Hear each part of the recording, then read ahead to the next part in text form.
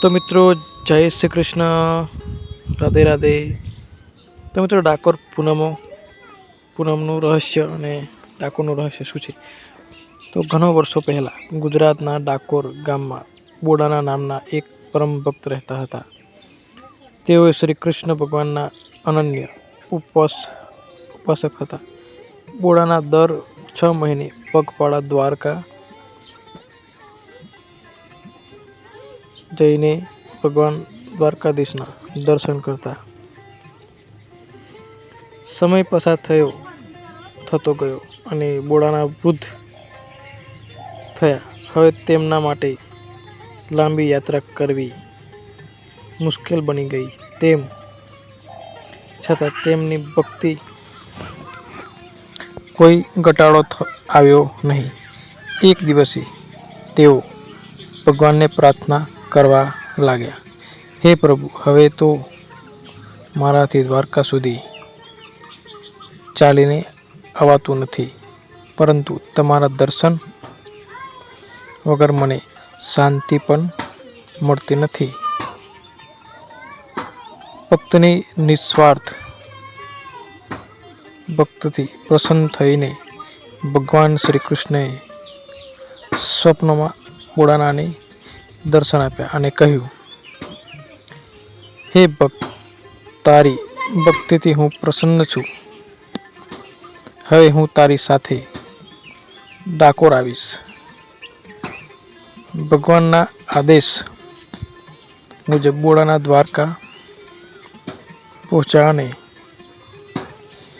ભગવાનની મૂર્તિને લઈને ડાકોર તરફ નીકળી પડ્યા. જ્યારે દ્વારકાના પૂજારીઓને આ વાતની જાણ થઈ ત્યારે તેઓ મૂર્તિ પાછી લેવા ડાકોર આવ્યા, પરંતુ ભગવાનની ઈચ્છા ડાકોરમાં જ રહેવાની હતી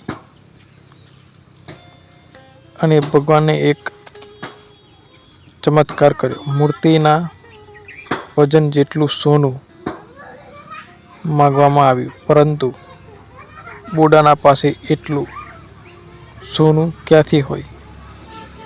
ત્યારે તેમની પત્ની ગંગાબાઈએ પોતાની નાકની સોનાની વાડી તરાજવામાં મૂકી. પછી ભગવાનની કૃપાથી મૂર્તિ અને વાડીનું વજન સરખું થઈ ગયું. સૌ આશ્ચર્યચકિત થઈ ગયા. ત્યારથી ભગવાન